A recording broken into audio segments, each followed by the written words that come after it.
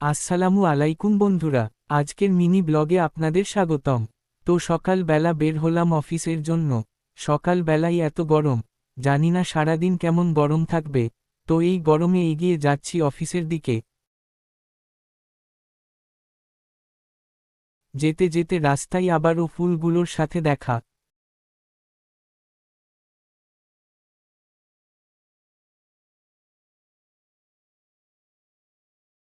ফুলগুলোর সাথে দেখা করে আবার হাঁটতে শুরু করলাম।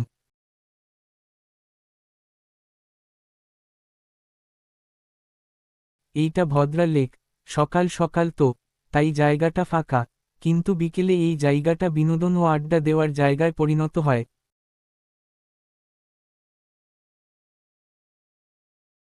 এই ফুলের গাছটি আমাদের অফিসের সামনে।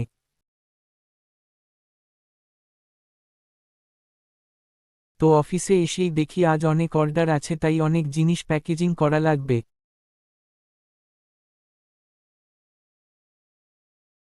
তাই দেরি না করে তাড়াতাড়ি কাজ শুরু করি।